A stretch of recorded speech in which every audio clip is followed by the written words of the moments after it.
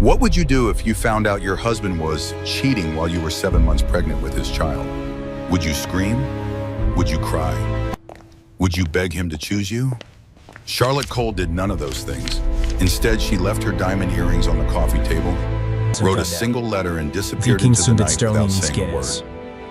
When her billionaire husband came home at 4 in the morning, still smelling like another woman's perfume, Mr. Davis. he found an empty penthouse and a goodbye note that would haunt him for years.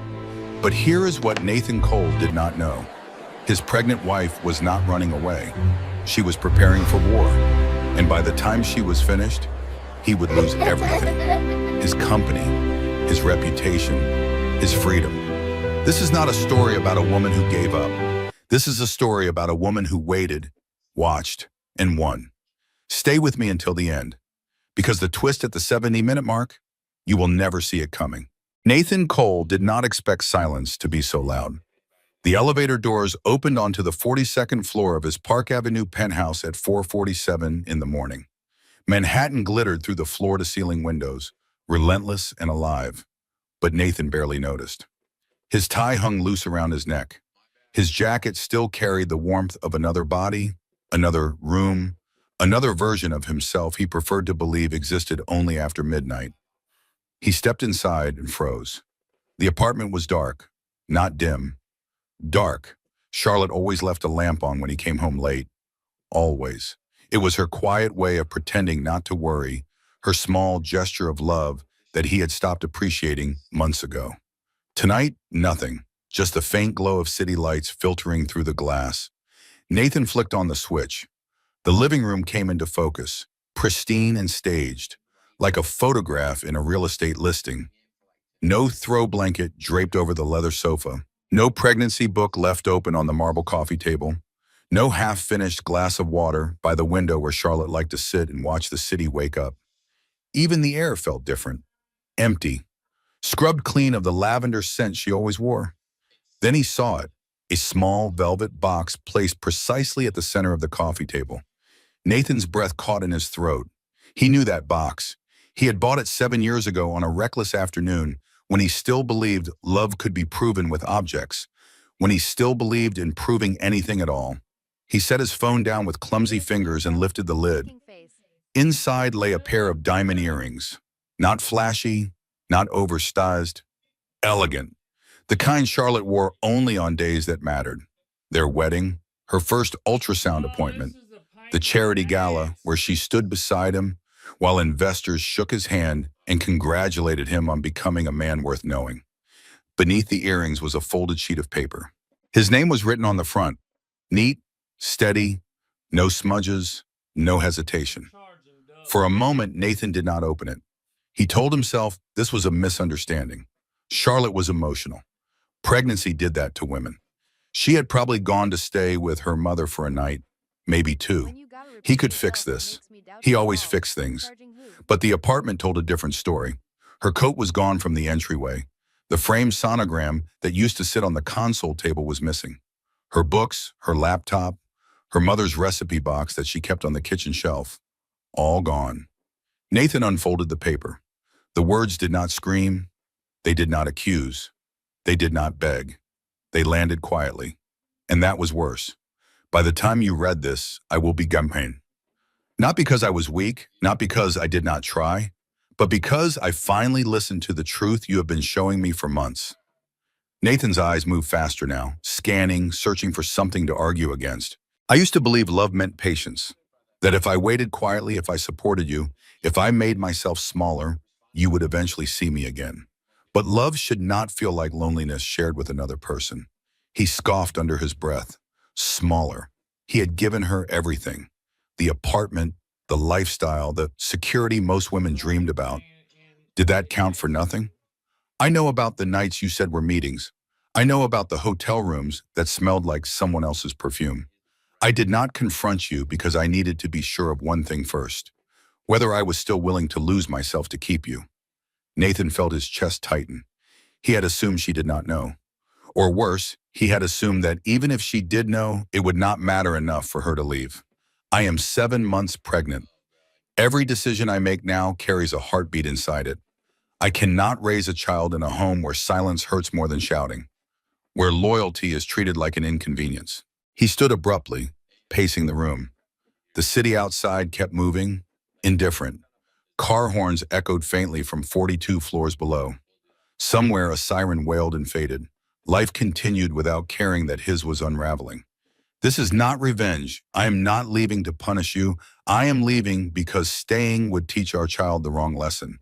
That love requires humiliation. That commitment means endurance without dignity. Nathan's throat went dry. The letter was not dramatic. That was the problem. It gave him nothing to fight against. No hysteria to dismiss.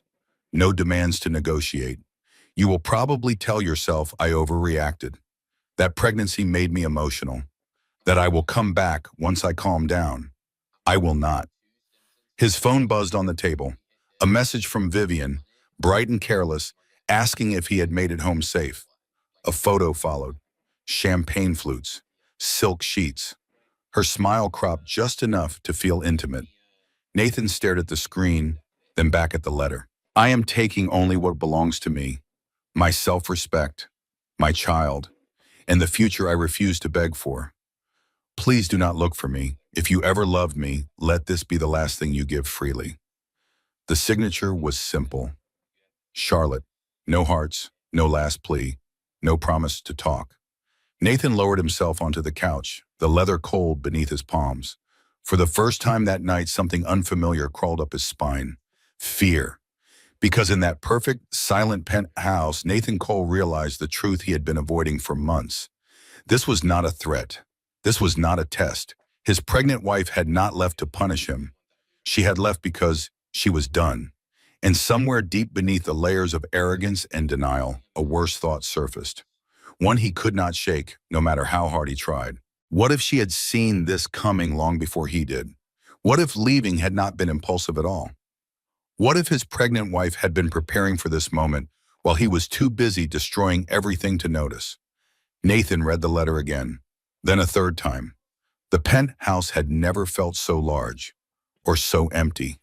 And for the first time in his adult life, Nathan Cole had absolutely no idea what to do next. 18 months earlier, Charlotte Hayes had not been looking for love. She had been looking for clients. The charity gala at the Museum of Natural History was exactly the kind of event her small interior design firm needed. Rich donors, expensive taste, people who renovated apartments the way others bought coffee. Charlotte had practiced her pitch in the mirror that morning, adjusted her discount Nordstrom dress 3 times, and promised herself she would hand out at least 15 business cards before midnight. She handed out 2, both to the same person, Nathan Cole.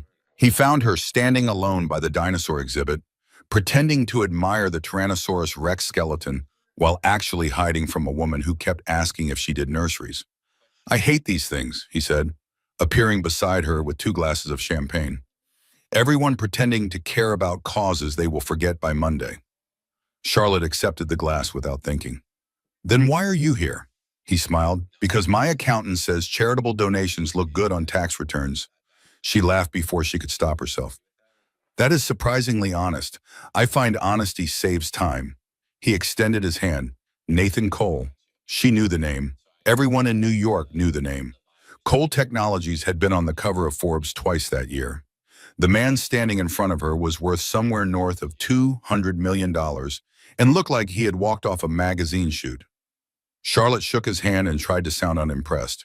Charlotte Hayes, I design interiors. For rich people who have too much money and not enough taste? Something like that. Nathan grinned. I like you already.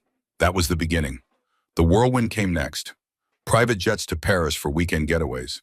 Reservations at restaurants with 6-month wait lists. Flowers delivered to her tiny Brooklyn apartment so frequently that her neighbors started asking if someone had died. Charlotte's mother flew up from Virginia to meet him after 3 months. Linda Hayes was a 62-year-old woman who had spent 30 years cleaning houses for wealthy families. She knew how rich men operated. She knew the patterns. Baby, she said quietly while Nathan was in the bathroom, a man who moves this fast is usually running from something. Charlotte rolled her eyes. Mama, he is not running. He is just decisive. There is a difference between decisive and controlling. Linda's voice was gentle but firm. Promise me you will keep your own bank account, your own friends, your own life. Charlotte promised. She did not keep that promise. 6 months later, she married Nathan Cole in a ceremony that cost more than her mother's house. She signed a prenup she barely read because Nathan's lawyer rushed her, and Nathan seemed hurt that she even hesitated. She gave up her Brooklyn apartment, her clients, her independence. She moved into the Park Avenue penthouse and became Mrs. Cole. Her best friend Megan Walker, a divorce attorney with a sharp tongue and 15 years of experience watching marriages implode, gave a toast at the wedding reception that made everyone laugh. To Charlotte and Nathan, Megan said, raising her glass, "May your love last longer than the prenup." Charlotte laughed along with everyone else. She did not know then that Megan had read the prenup, all 47 pages of it, and she did not know that Megan had whispered something to her at the end of the night, something Charlotte filed away and forgot. If you ever need to leave, document everything. Texts, emails, receipts.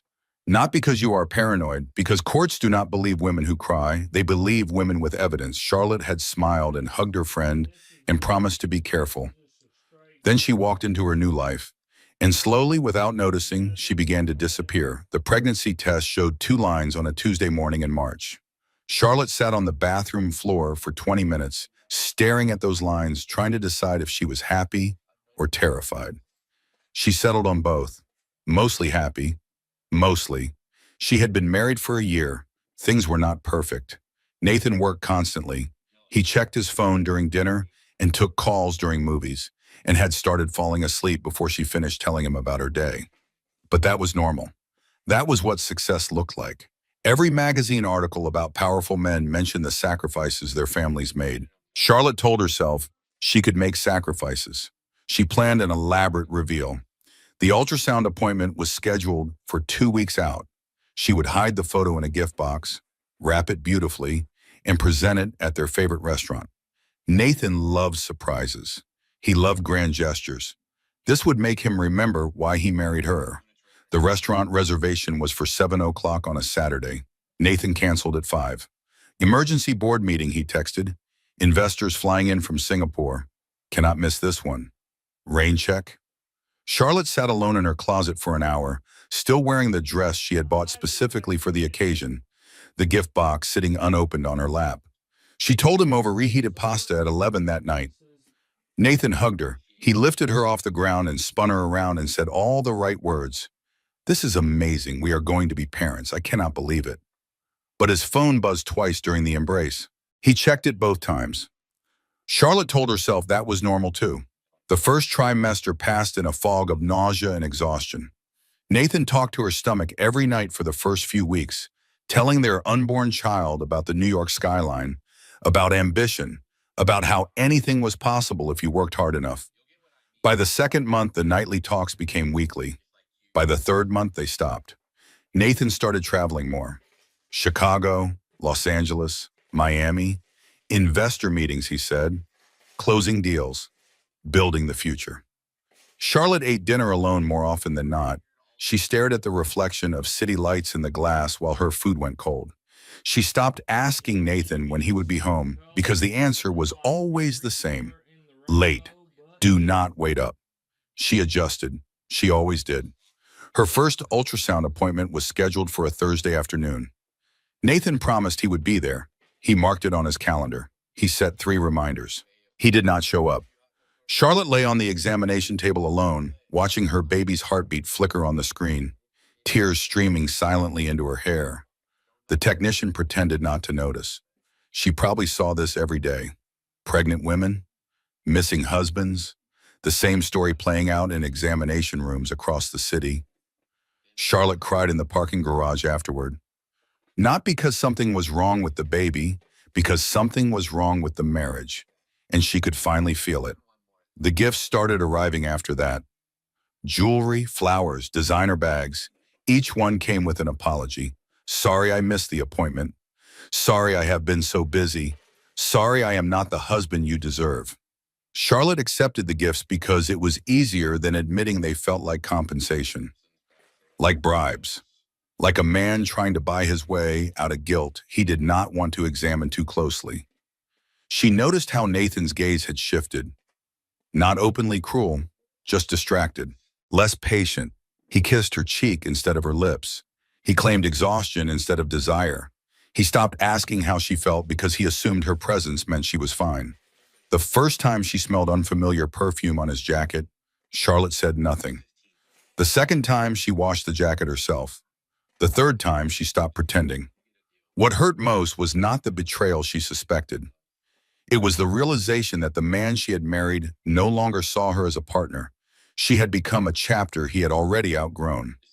Charlotte started watching, quietly, carefully.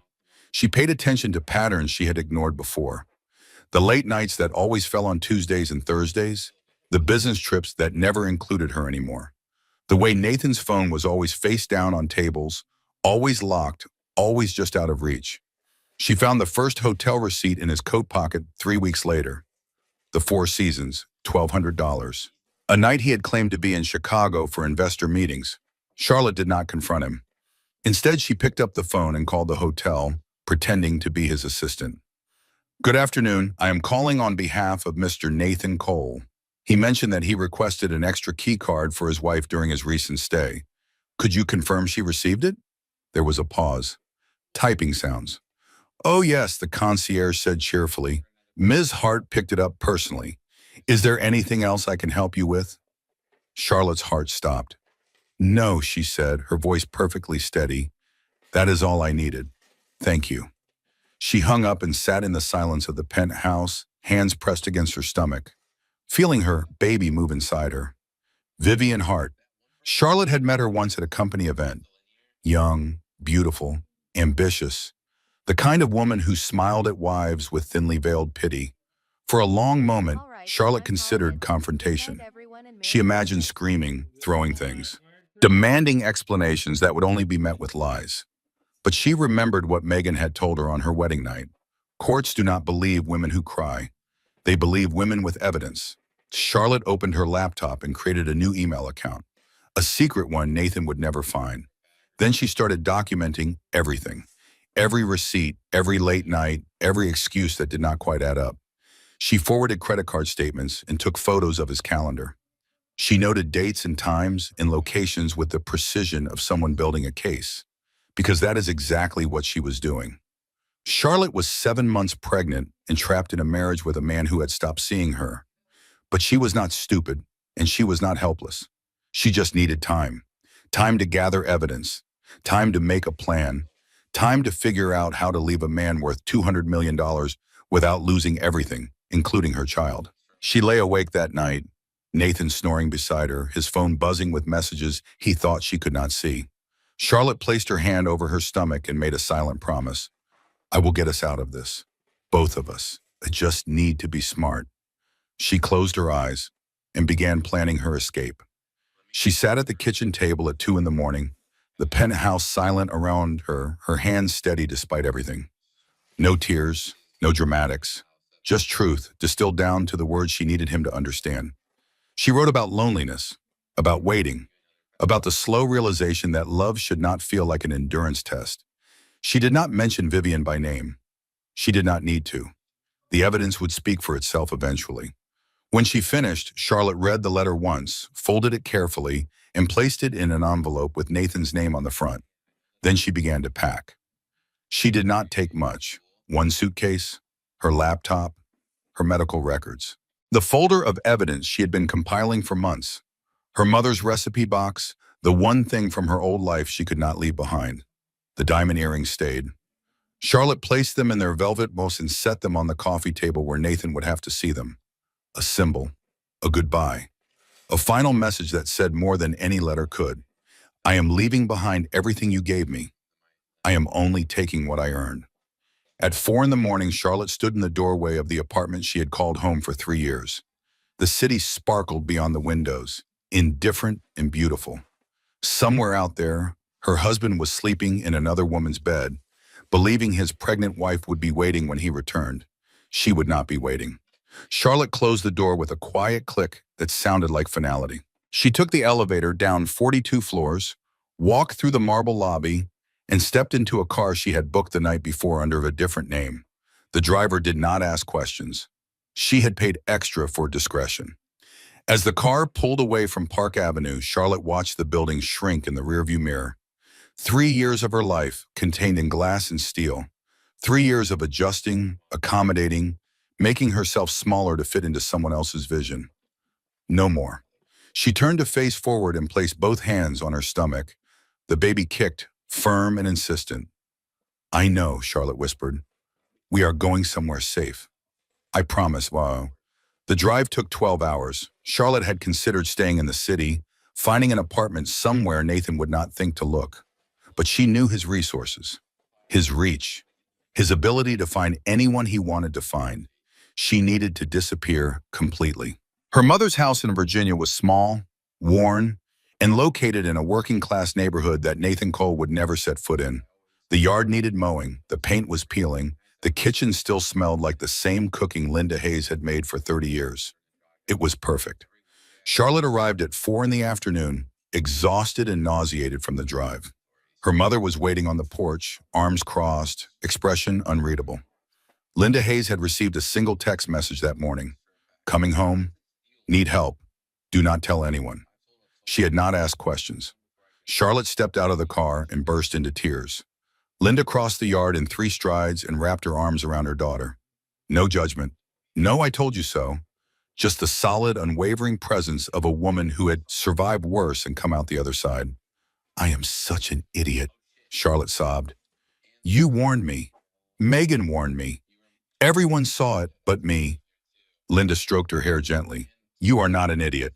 You are a woman who loves someone. That is not a crime." She pulled back and looked Charlotte in the eye. But staying, that would have been. Inside, Charlotte collapsed on the couch she had grown up sitting on. The cushions were worn. The fabric was faded. But it felt more like home than the penthouse ever had. Linda brought her water and crackers and did not press for details. She understood that some stories needed time to emerge. Eventually, Charlotte told her everything. The affair, the evidence, the letter she had left behind, the fear that Nathan would come after her, after the baby, after everything she had left. Linda listened without interrupting. When Charlotte finished, her mother nodded slowly. Then she asked the only question that mattered. "What is your next move?" Charlotte exhaled. "I do not know. I have $3,000. No job. No health insurance. I am 7 months pregnant and completely alone." Linda shook her head. "You are not alone. You have me.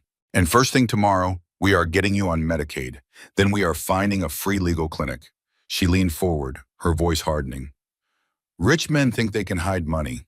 They think they can outspend anyone who challenges them. But there is always a trail, baby. Always. And we are going to find it." Charlotte looked at her mother and felt something shift inside her chest. Not hope exactly, not yet, but something close. The beginning of a plan. That night, she lay in her childhood bed, staring at the ceiling she had stared at 1,000 times before. The room was small. The mattress was lumpy. Through the thin walls, she could hear her mother watching television in the living room. Charlotte placed her hand on her stomach and felt her daughter move. "We are going to be okay," she whispered. "I do not know how yet, but we are going to be okay." She closed her eyes, and for the first time in months, she slept without dreaming of Nathan Cole. Back in Manhattan, Nathan woke to an empty penthouse and a letter that would change everything. His first reaction was anger. How dare she, after everything I gave her? He called Charlotte 47 times. No answer. Every call went straight to voicemail, her recorded voice cheerful and calm, completely at odds with the chaos exploding in his chest. He called his lawyer at 6 in the morning. "Find her," Nathan said, his voice tight with fury, "and find out what she took." The lawyer promised to get started immediately. Nathan hung up and paced the apartment like a caged animal, unable to sit still, unable to think clearly. At noon, Vivian arrived. She let herself in with the key Nathan had given her months ago, her face arranged in careful concern. Nathan barely noticed the calculation behind her sympathy. "I heard what happened," Vivian said softly, settling onto the couch as if she belonged there. "Are you okay?" "She left," Nathan said flatly. "Just disappeared in the middle of the night like a coward." Vivian nodded sympathetically. She was always unstable. "Pregnancy hormones can do terrible things to women. Honestly, Nathan, you dodged a bullet." Nathan wanted to believe that, He wanted to believe Charlotte was the problem, that her leaving was proof of her weakness, not his failure. Focus on the company, Vivian continued, her hand resting lightly on his arm. I will help you get through this. Nathan looked at her and felt something like gratitude. At least someone understood him. He did not notice the slight smile playing at the corners of Vivian's mouth. He did not realize that his pregnant wife's departure was exactly what she had been waiting for. Later that afternoon, Nathan's housekeeper Rosa arrived for her regular shift. She was a 58-year-old Dominican woman who had worked for Nathan for 10 years, long enough to see 3 girlfriends come and go before Charlotte arrived. Rosa had loved Charlotte. Mr. Cole, Rosa said carefully, setting down her cleaning supplies. Is Mrs. Charlotte coming back? Nathan's jaw tightened. That is none of your concern. Rosa nodded slowly, her expression neutral. She took nothing, I checked. All the jewelry is still here. The designer bags, the art you bought her, she left it all. Nathan stared at her. So Rosa said evenly, a woman who takes nothing is not leaving because she wants your money. She is leaving because she wants something you cannot buy. Nathan opened his mouth to respond, but Rosa had already turned away, pulling out her vacuum cleaner with the air of someone who had said exactly what needed to be said. Nathan stood alone in his empty penthouse, the letter still sitting on the coffee table, the diamond earrings glittering in the afternoon light. For the first time since Charlotte had left, doubt crept in. What if Rosa was right? What if his pregnant wife had not left because she was weak? What if she had left because she was stronger than he had ever realized? 2 weeks after Charlotte left, the papers arrived. She was sitting at her mother's kitchen table, laptop open, researching Medicaid eligibility, when the doorbell rang. Linda answered it and returned with an envelope thick enough to be a small book. You have been served, Linda said quietly, setting the papers in front of her daughter. Charlotte's hands shook as she opened the envelope. Legal documents spilled across the table, dense with jargon and accusations and demands that made her stomach turn.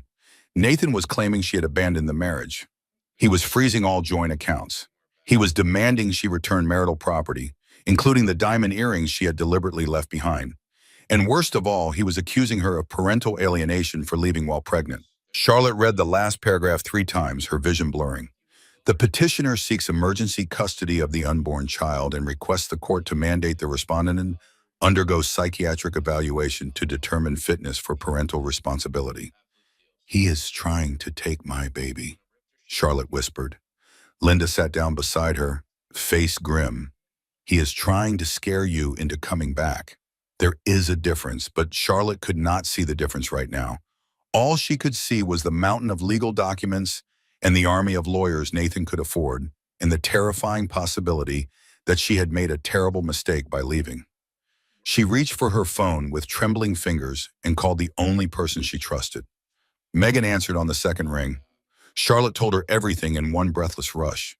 The papers, the accusations, the custody threat, the psychiatric evaluation. Megan listened without interrupting.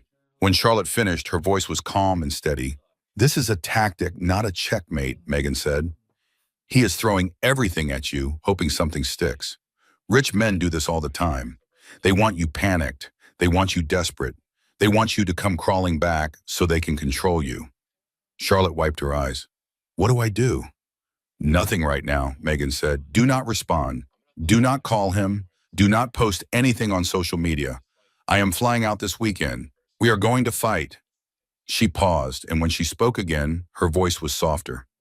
Charlotte, there is something else you need to know. I did not tell you before because I had no proof, but I have represented 3 other women against Nathan Cole. Charlotte's heart stopped. What? Before you, Megan continued carefully. There were 3 others, girlfriends, not wives. He got them pregnant, paid them off, made them sign non-disclosure agreements. You are not his first victim. You are just the first one he married. The kitchen seemed to tilt around Charlotte. She gripped the edge of the table, trying to steady herself against this new information. He has a pattern, Megan said, and patterns can be exposed. Charlotte stared at the legal papers scattered in front of her. The accusations, the threats, the attempt to paint her as unstable. Suddenly, everything looked different. Nathan was not fighting to save his marriage. He was fighting to protect his reputation. and he was using the same playbook he had used 3 times before. But this time, Charlotte thought grimly, he married the wrong woman. Megan arrived in Virginia 3 days later, pulling a rolling suitcase behind her with the efficiency of someone who traveled for crisis regularly.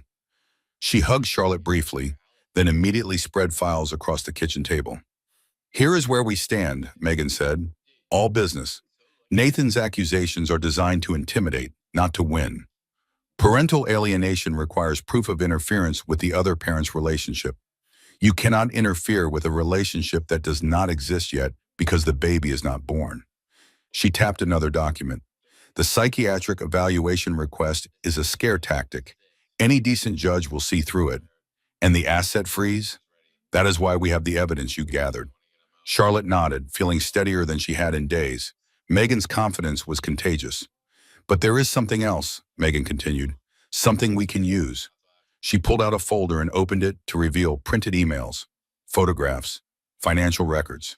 Nathan has been hiding assets for years, Megan explained. Shell companies, offshore accounts, properties in other people's names. I have been tracking him since the first woman came to me, waiting for something concrete. She looked Charlotte in the eye.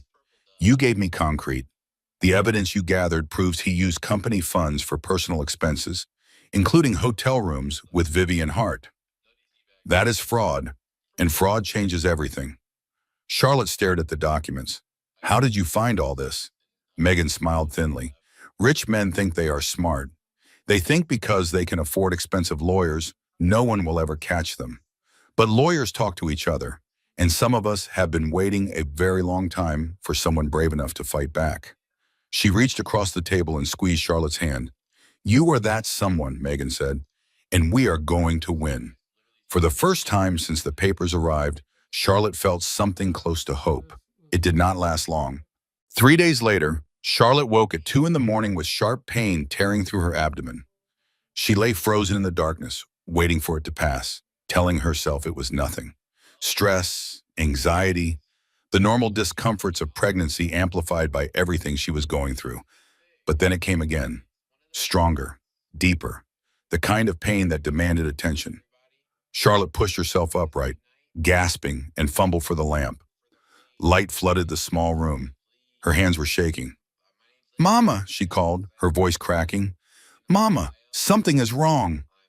Linda appeared in the doorway within seconds, took one look at her daughter's face, and reached for the phone. The hospital was 20 minutes away. It felt like 20 hours. Charlotte lay in the back seat of her mother's car, hands pressed against her stomach, tears streaming down her face. Every bump in the road sent fresh waves of pain through her body. Every minute felt like an eternity. Please, she whispered. Please, please. She was not sure if she was praying or begging or simply holding on. At the emergency room, everything became a blur of bright lights and urgent voices. Monitors beeped. Hands pressed against her. Someone asked questions she could barely answer. Your blood pressure is dangerously high, a doctor said, his face serious. We need to stabilize you immediately. If we cannot get this under control, we may need to deliver early. Early? Charlotte's voice broke. But I am only 32 weeks. The doctor's expression softened slightly. We are going to do everything we can, but I need you to stay calm. Stress will only make this worse. Calm. He was asking her to be calm while her world collapsed around her, while her baby's life hung in the balance, while her husband was trying to take her child through the courts and her body was trying to take her child through biology. Charlotte closed her eyes and focused on breathing. In and out, in and out. Hours passed, tests came back. Medications dripped through IV lines. Finally, just as dawn began to lighten the windows, the doctor returned. The baby is stable, he said. Your blood pressure is coming down. But you need rest, real rest. No stress, no legal battles, no fighting. Your body cannot handle it right now. How are you? Charlotte nodded weakly, relief washing over her in waves. She had come so close, so terrifyingly close. When she was finally alone, monitors humming softly around her, Charlotte placed both hands on her stomach and felt her daughter kick. I am sorry, she whispered. I am so sorry. I promise I will do better. I promise I will protect you. The baby kicked again, as if in answer. Charlotte lay in the hospital bed and stared at the ceiling, understanding something with terrible clarity. She had been fighting Nathan's war, reacting to his attacks, letting his lawyers set the pace and the terms. That had to change. From this moment on, she would fight her own war, on her own terms. And she would win. Charlotte was discharged from the hospital 3 days later with strict instructions and a stack of prescriptions. Her mother drove her home slowly, avoiding every pothole and speed bump as if the car itself might shatter. For a week, Charlotte did almost nothing. She slept. She ate when Linda reminded her. She sat on the porch in the late afternoon sun and watched birds gather in the overgrown yard. She did not check her email. She did not read legal documents. She did not think about Nathan Cole except in the moments just before sleep, when his face surfaced unbidden and she pushed it away again. Her body healed. Her mind followed more slowly. And when she finally felt strong enough to open her laptop again, she found a message from Megan that changed everything. "I found someone who can help," Megan had written. Her name is Helen Russo, retired family court judge, 28 years on the bench. Now does pro bono work for women in your situation. She wants to meet you. Charlotte stared at the screen for a long moment. Then she typed a reply. Set it up. Helen Russo was 68 years old, silver-haired, and terrifying. She arrived at Linda's house in a sensible sedan, wearing a blazer that looked like it cost more than the furniture inside. Her handshake was firm. Her eyes missed nothing. "Charlotte Hayes," Helen said, settling into a kitchen chair as if she owned it. "I have read your file. Impressive documentation. Most women do not think to gather evidence until it is too late." "Megan told me to," Charlotte admitted, "before I even knew I would need it." Helen nodded approvingly. "Smart friend," she paused. "I have seen men like Nathan Cole 100 times. They think money makes them untouchable. They think expensive lawyers can bury anyone who challenges them. They think women like you will give up eventually because fighting is too hard." She leaned forward. "Are you going to give up?" Charlotte thought about the hospital, about the monitors beeping, about how close she had come to losing everything. "No," she said quietly, "I'm not going to give up." Helen smiled. It was not a warm smile. It was the smile of someone who had been waiting for those words. "Good. Then let me tell you what we are going to do." She spread documents across the table, pointing at names and numbers as she explained. "Nathan is making 3 critical mistakes," Helen said. "First, he is underestimating you. He thinks the legal threats will scare you into submission. Second, he is overestimating his own power. The psychiatric evaluation request is weak. Any competent judge will see through it. Third, and most importantly, he is trusting the wrong people." Her finger landed on a name. "Vivian Hart. Nathan thinks Vivian is on his side," Helen continued. "She is not. I have been tracking her for 3 years. She is connected to at least 2 other company collapses. Men who trusted her. Men who lost everything." Charlotte frowned. "You think she is doing the same thing to Nathan?" "I think Nathan Cole is so focused on defeating you that he cannot see the real threat standing right beside him." Helen sat back, her expression thoughtful. "Here's what we are going to do. We are going to defend against his attacks. We are going to expose the fraudulent psychiatric evaluation. And then we are going to wait." "Wait for what?" Charlotte asked. "For Nathan to destroy himself." The counterattack began quietly. Megan filed motions challenging every claim in Nathan's lawsuit. The abandonment accusation was dismissed within 2 weeks. The asset freeze was partially lifted. The psychiatric evaluation request was denied after Helen made a single phone call to the judge's clerk. Charlotte watched from Virginia as her legal team dismantled Nathan's strategy piece by piece. But Helen had been clear. Winning the legal battle was not enough. They needed Nathan to be so distracted, so consumed by his own problems, that he would not see the final blow coming. They needed Vivian. Charlotte reached out to the 3 women Nathan had paid off before her. It took weeks of careful communication, gentle reassurance, and legal protections before any of them would talk. When they did, the story that emerged was worse than Charlotte had imagined. Nathan had a pattern. He found ambitious women, he charmed them, he got them pregnant, and when they became inconvenient, he made them disappear. Non-disclosure agreements. Settlements that sounded generous but came with lifelong silence clauses. Threats of legal destruction for anyone who broke the terms. 3 women, 3 pregnancies, 3 payoffs. Charlotte was supposed to be different. She was supposed to be the wife, the legitimate one, the public face of Nathan Cole's perfect life. But she had refused to play along, and that made her dangerous. At night, Charlotte lay awake thinking about what she had learned. Nathan had never loved her. Not really. She had been a strategic acquisition, a way to legitimize his image, to prove to investors and board members that he was stable and trustworthy. The pregnancy had not changed that. If anything, it had accelerated his timeline. He needed an heir, a family photograph for the annual report, a prop. Charlotte pressed her hand against her stomach and felt her daughter move. "You are not a prop," she whispered. "You are not leverage. You are my daughter, and I will never let anyone use you." The baby kicked, strong and insistent. Charlotte smiled in the darkness. She had spent months feeling like a victim, feeling powerless, feeling like Nathan held all the cards. But now she understood the truth. Nathan was not powerful. He was desperate.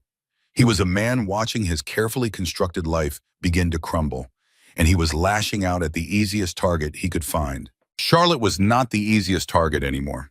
She was the one holding the evidence, and soon she would use it. Baby Emma arrived on a Thursday morning in early October. Charlotte had expected the labor to be difficult. After everything her body had been through, after the hospital scare and the weeks of stress and the constant fear, she had braced herself for complications. Instead, Emma came quickly. 7 pounds, 4 ounces, healthy lungs, perfect fingers. The cry that filled the delivery room and made Charlotte burst into tears of pure, overwhelming joy. The nurse placed the baby against Charlotte's chest, warm and solid and impossibly small. "Hi," Charlotte whispered, her voice breaking. "I have been waiting so long to meet you." Emma blinked up at her with unfocused eyes, and Charlotte felt something crack open inside her chest. Something that had been locked away for months, maybe years. This was what mattered, not Nathan, not the lawsuits, not the money or the penthouse or any of the things she had thought she needed. Just this tiny human. This life she had carried through betrayal and fear and uncertainty. This was everything. Linda arrived an hour later holding a stuffed elephant and crying almost as hard as Charlotte had. "She is perfect," Linda said, stroking Emma's cheek with trembling fingers. "Absolutely perfect." Charlotte nodded, unable to speak. Later, when the room was quiet and Emma slept peacefully in the hospital bassinet, Charlotte checked her phone. 16 missed calls from Nathan's lawyers. 0 from Nathan. She stared at the screen for a long moment. Then she turned the phone face down and looked at her daughter instead. "You deserve better than him," Charlotte said softly, "and I am going to make sure you get it." The custody hearing was scheduled for 3 weeks after Emma's birth. Charlotte walked into the courthouse with Helen Russo on one side and Megan on the other. Emma was home with Linda, safe and protected. Charlotte had pumped enough milk to last a week and had kissed her daughter's forehead approximately 400 times before leaving. Now she stood in a marble hallway outside family court, wearing a simple black dress and the quiet confidence of a woman who had nothing left to lose. Nathan was already inside with his legal team. 4 lawyers in expensive suits, shuffling papers and looking self-important. Nathan himself sat at the end of the table, jaw tight, eyes fixed on the door. When Charlotte entered, their gazes met. For a split second, something flickered across Nathan's face. Surprise, maybe, or recognition. She looked different, thinner, harder, less like the wife who had disappeared and more like someone who had returned with purpose. Charlotte held his stare for exactly 3 seconds. Then she looked away and took her seat. The hearing began. Nathan's lawyers presented their case with rehearsed precision. Charlotte was unstable. She had abandoned the marriage without warning. She had denied the father access to his child. She was potentially unfit to parent. Helen Russo listened without expression. When it was her turn, she stood slowly and addressed the court with the authority of someone who had done this 1,000 times before. "Your Honor," she began. The respondent did not abandon her marriage. She escaped a pattern of emotional neglect and infidelity that has been documented extensively. She handed a folder to the court clerk. "Inside, you will find evidence of the petitioner's extramarital affair, including hotel receipts, witness statements, and financial records showing marital funds diverted to pay for romantic getaways with his mistress, Vivian Hart." Nathan's lead lawyer stood up quickly. "Objection. This is not relevant to custody. Helen smiled coolly. I disagree. A father's character is always relevant to custody, especially when that character includes paying 3 former girlfriends to sign non-disclosure agreements after getting them pregnant. The courtroom went silent. Nathan's face drained of color. Helen continued, her voice calm and devastating. The petitioner has a documented pattern of impregnating women and then using financial pressure to silence them. The respondent is simply the first woman brave enough to refuse his money and fight back.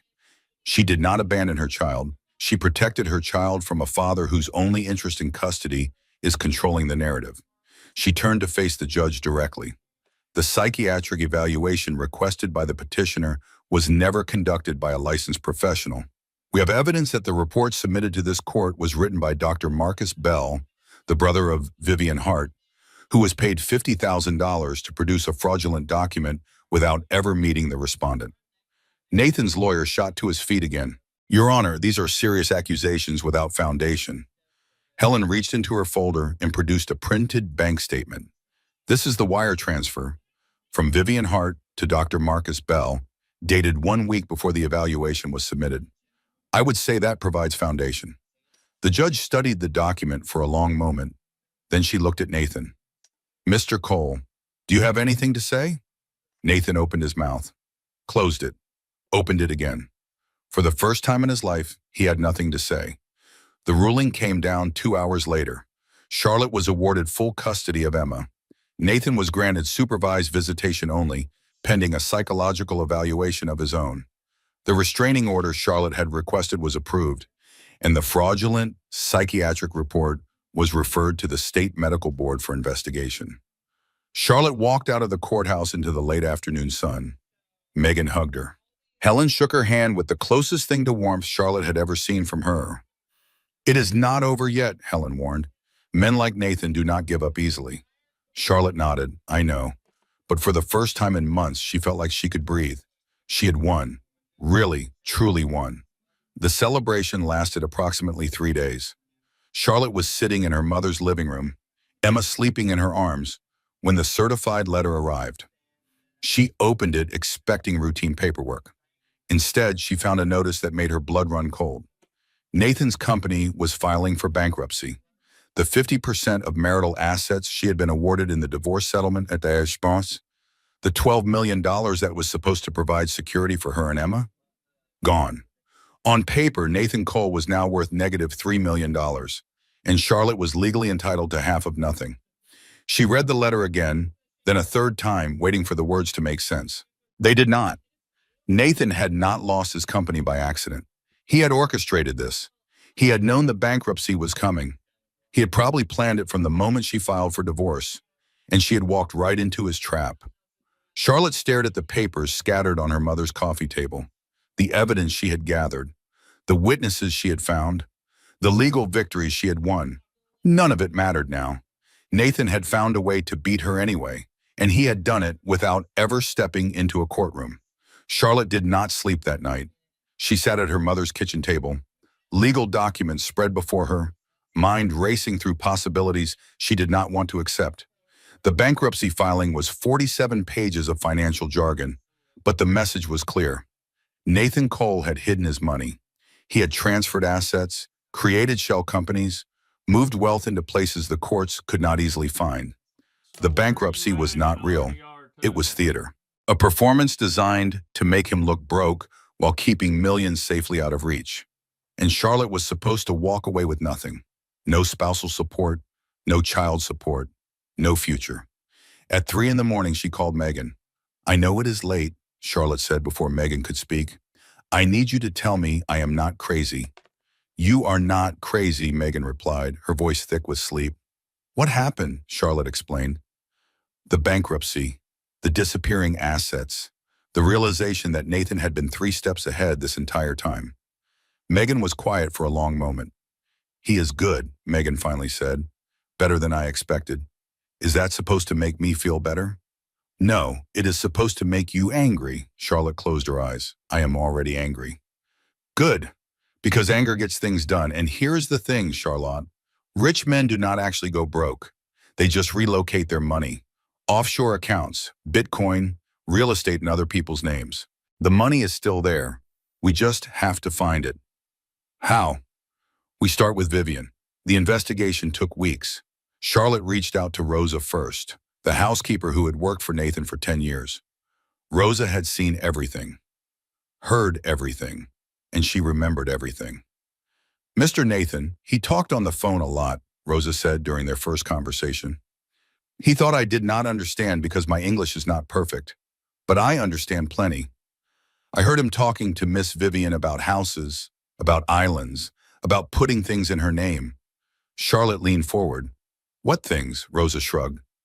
Everything. Bank accounts, property. He said it was protection. He said no one could take what they could not find. Charlotte felt her pulse quicken. Do you remember any names, places? Rosa thought for a moment. The Bahamas. He talked about the Bahamas a lot. And a company, something with blue in the name. Blue water, blue horizon, something like that. It was enough. Megan tracked the lead through corporate registries, financial databases, connections that existed just below the surface of legitimate business. What she found was worse than Charlotte had imagined. Nathan had not just hidden assets. He had transferred $8 million to a shell company called Blue Harbor Holdings, registered in the Bahamas, just 2 weeks before filing bankruptcy. And the owner of Blue Harbor Holdings? Vivian Hart. Charlotte stood in her mother's kitchen, staring at the evidence spread across the table, and felt something crystallize inside her. Nathan had not just cheated on her. He had not just tried to take her child. He had orchestrated an elaborate financial fraud designed to leave her with nothing while he lived in luxury with the woman who had helped destroy her marriage. They had planned this together, maybe from the beginning. Charlotte picked up her phone and dialed a number she had never expected to use. Vivian answered on the third ring. Charlotte? Vivian's voice was cautious, surprised. How did you get this number?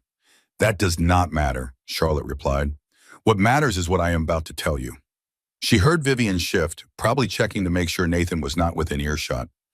I know about Blue Harbor Holdings, Charlotte continued. I know about the $8 million Nathan transferred to you 2 weeks before filing bankruptcy. I know that makes you complicit in federal fraud. And I know that federal fraud carries up to 10 years in prison.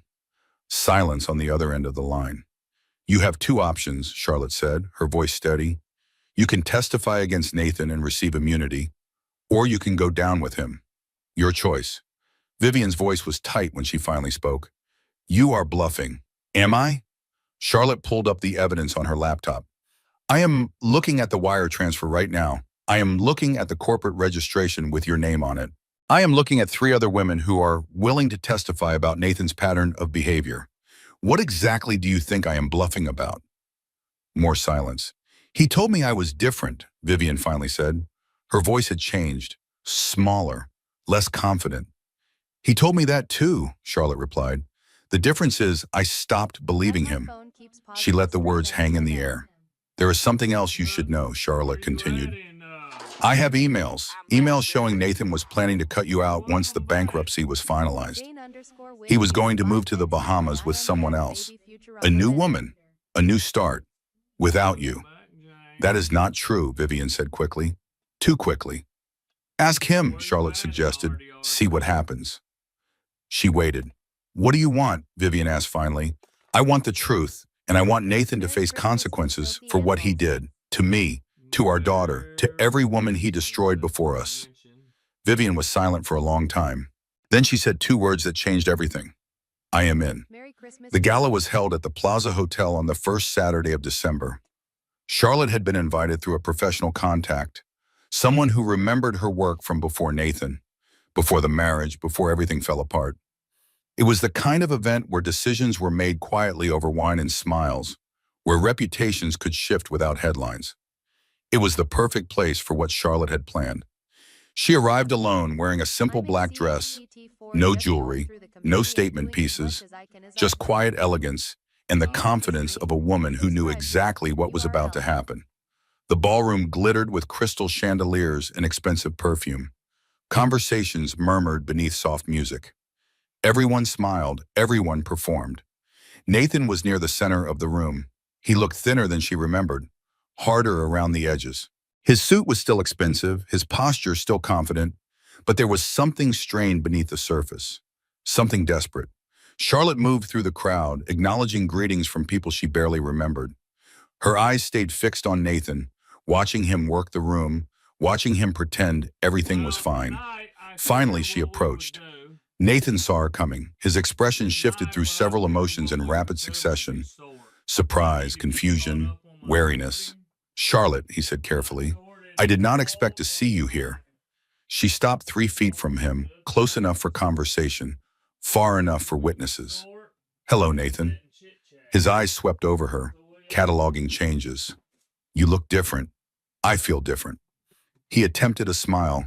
It did not reach his eyes. How is the baby? Her name is Emma, Charlotte said evenly, and she is wonderful. Thank you for asking. The sarcasm was Is that subtle gonna but work? unmistakable. Nathan's jaw tightened. What are you doing here? I figured Charlotte we would tilted get her head caught slightly. watching I stranger wanted to see things you and stuff, one last so time.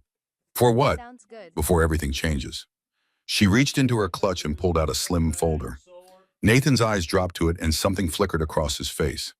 Fear, recognition. He knew what was coming. This goes to the FBI Monday morning, Charlotte said, Chill her out. voice low but steady. The fraudulent bankruptcy, Okay, boss. the hidden assets, the wire transfers to Blue Harbor Holdings. All of it. Nathan's face drained of color. You cannot prove any of that.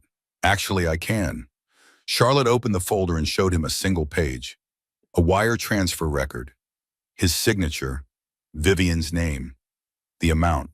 $8 million, Nathan. Right there in black and white. Nathan's composure cracked. That is illegal. You obtained that illegally. I obtained it through your mistress, Charlotte replied. Who is cooperating with investigators in exchange for immunity? She told them everything. Nathan stared at her. For once, he had nothing to say. Charlotte closed the folder and tucked it back into her clutch. You spent our entire marriage making me feel small, she said. Invisible. Worthless. You thought if you kept me quiet long enough, I would disappear. But here is what you never understood, Nathan. I was never quiet because I was weak. I was quiet because I was watching. She stepped closer, lowering her voice so only he could hear. You once told me that everything you did for our future. Well, this is Yes, your indeed. future. She turned and walked away. Behind her, she heard Nathan's voice, desperate now. Charlotte, wait, we can talk about this. We can work something out. She did not stop. She did not look back. The aftermath unfolded over the following months. The FBI arrested Nathan on 14 counts of fraud. Vivian testified against him, detailing years of financial manipulation and hidden assets. The fraudulent psychiatric report was exposed, and Dr. Marcus Bell lost his medical license. The hospital administrator who had leaked Charlotte's medical records went to prison. Nathan's trial lasted 3 weeks. The evidence was overwhelming. Bank records, witness testimony, paper trails that led from Park Avenue to the Bahamas and back again. Nathan's expensive lawyers tried every trick they knew. But the truth was too clear to obscure. The jury deliberated for 4 hours, guilty on all counts. Nathan Cole was sentenced to 12 years in federal prison. Charlotte was allowed to give a victim impact statement at sentencing. She stood at the podium, looking at the man she had once loved, the man who had tried to destroy her, and felt something unexpected. Peace. You once asked me why I left without a fight, she said, her voice carrying clearly through the courtroom. The truth is, I did not leave without a fight. I left to prepare for one. And now it is over. She paused, gathering herself. You are going to prison. I am going home to our daughter. The daughter you never asked about. Not once in 2 years. Not when she was born. Not when she took her first steps. Not ever. Nathan sat motionless at the defense table, his face blank. You thought money made you powerful, Charlotte continued. But money can be taken. Reputation can be ruined. All you really had was me. And you threw me away. She looked at him directly. That was your biggest mistake. Charlotte turned and walked out of the courtroom without looking back. The doors closed behind her. It was over. 2 years passed. Charlotte built a new life in Virginia, far from the glass towers and penthouse apartments she had once called home. Her interior design business grew steadily, not explosively. She chose projects carefully, clients who respected boundaries, work that allowed her to be home when Emma needed her. Emma grew fast, First steps, first words. First day of preschool, which involved so many photographs that Charlotte's phone ran out of storage. Linda helped with childcare, spoiling her granddaughter shamelessly and pretending to be stern when Emma threw tantrums about bedtime. Megan visited when she could, always arriving with wine and legal gossip and the same dry humor that had gotten Charlotte through the darkest days. You know, Megan said one evening watching Emma chase fireflies in the backyard, "I still cannot believe you pulled it off." Charlotte smiled. Which part? All of it. The evidence gathering, the investigation, turning Vivian into a cooperating witness, taking down a man worth hundreds of millions of dollars. I did not do it alone. No, Megan agreed, but you were the one who refused to quit. Most people would have taken the first settlement offer and walked away. Charlotte watched her daughter's delighted squeals as a firefly blinked near her outstretched hand. Walking away would have meant letting him win, Charlotte said quietly. And Emma deserved better than a mother who quit. Megan raised her glass. To not quitting, Charlotte clinked her glass against her friend's. To not quitting. The new love came slowly. David Mitchell had known Charlotte in high school, before Nathan, before New York, before everything. He was a history teacher at the local middle school. Kind, patient, completely unimpressed by wealth or status. They reconnected at a grocery store of all places. Charlotte was wrestling with a cart that had one broken wheel while Emma attempted to climb the cereal display. Need help? David asked, appearing beside her with a smile. Charlotte looked up, recognized him, and laughed. That depends. Can you fix shopping carts and contain toddlers simultaneously? He could not fix shopping carts, but he could make Emma laugh so hard she forgot about the cereal. They started with coffee, then dinner, then weekends at the park, building sandcastles and chasing ducks. David never asked about Nathan except once. Do you want to tell me about him? David asked one evening after Emma was asleep. Charlotte considered the question. There is not much to tell. I married someone who did not see me. I left. I built something better. David nodded. That is enough for me. And it was. The wedding was small. 30 guests, a backyard ceremony, flowers from the local market, a dress Charlotte bought off the rack without trying on 400 alternatives first. Emma was the flower girl. She took the responsibility very seriously, scattering petals with the focused determination of someone performing surgery. Charlotte's mother cried through the entire ceremony, dabbing her eyes with tissues and pretending she had allergies. Megan gave a toast that made everyone laugh. To Charlotte and David, she said, raising her glass, may your love last longer than the first one. Which, honestly, is not a high bar. But still, Charlotte laughed so hard she nearly spilled champagne on her dress. The reception lasted until midnight. Emma fell asleep on her grandmother's lap. David slow danced with Charlotte under strings of lights, his arms around her waist, his voice soft in her ear. I love you, he said. I love you too. And for the first time in years, Charlotte meant it without reservation. Life continued. Emma started kindergarten. Charlotte's business expanded into neighboring states. David coached the middle school debate team to their first regional championship. They bought a house with a big backyard and filled it with noise and mess and love. Charlotte thought about Nathan less and less. He existed in memory the way a storm exists after it passes. Devastating once, distant now. Sometimes she wondered if he thought about her, about Emma, about the life he had thrown away. Probably not. Men like Nathan did not dwell on what they lost. They rewrote history until they were the victims, until everyone else was to blame. Charlotte did not care. She had everything she needed. 5 years after the trial, Charlotte received a letter. It arrived on a Tuesday morning in early spring, sandwiched between bills and catalogs and a crayon drawing Emma had made at school. Charlotte almost missed it. The return address was a federal prison in Pennsylvania. Charlotte stood at the kitchen counter for a long moment staring at the envelope. She had not expected this, had not prepared for it. Finally, she opened it. The letter was handwritten. 2 pages. Nathan's handwriting, unmistakable even after all these years. Charlotte, I have had a lot of time to think. 5 years is a long time when the only thing you have is thoughts. I know you probably will not read this.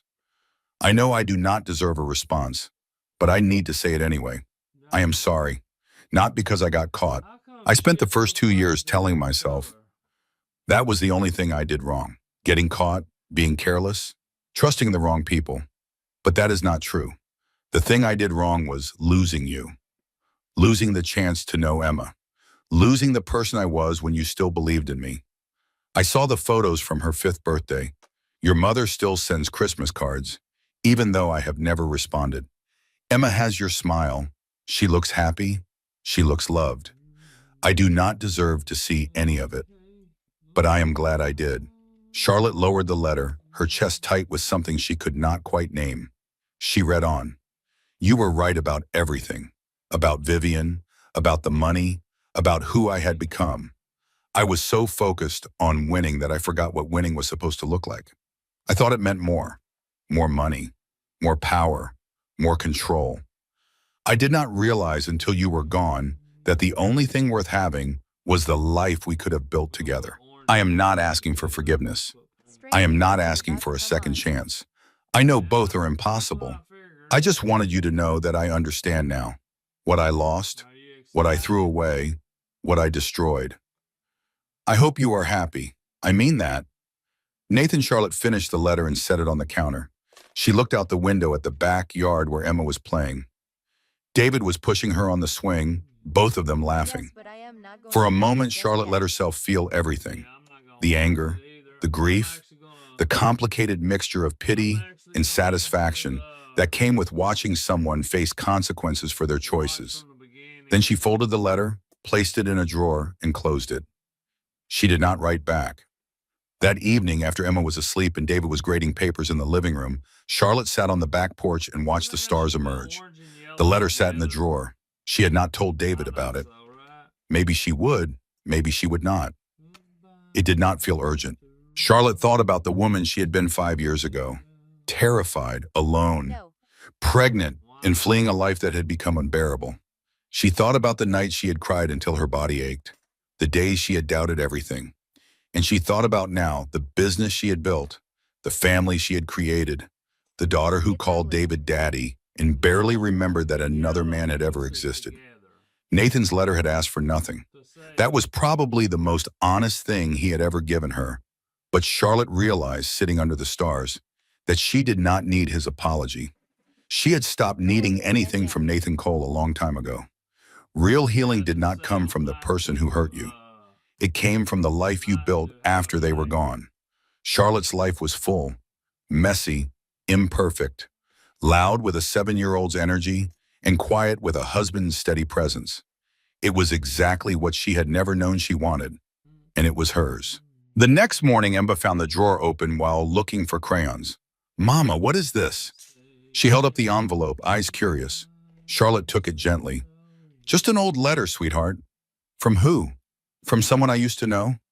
Emma considered this with the serious expression she often wore when processing new information. "Are they your friend?" Charlotte smiled and pulled her daughter into a hug. "No, baby, they are not." She tucked the letter back into the drawer and closed it. Then she took Emma's hand and walked into the kitchen, where David was making pancakes and the morning sun was spilling through the windows like a promise. "Come on," Charlotte said. "Let us eat breakfast." The past was behind her. The future was right here, and it was beautiful. If this story touched something inside you, if Charlotte's journey reminded you that strength is not about fighting back immediately, but about knowing when to strike, then do me a small favor. Hit that like button. It tells me you want more stories like this. Drop a comment below. Tell me what you would have done in Charlotte's shoes. I read every single one. And if you have not subscribed yet, now is the perfect time. We post new stories every week. Stories about resilience, about justice, about women who refuse to stay silent. Share this with someone who needs to hear it today, because sometimes the right story at the right moment can change everything. Thank you for being here. Thank you for listening until the very end. And remember, your next chapter is still unwritten.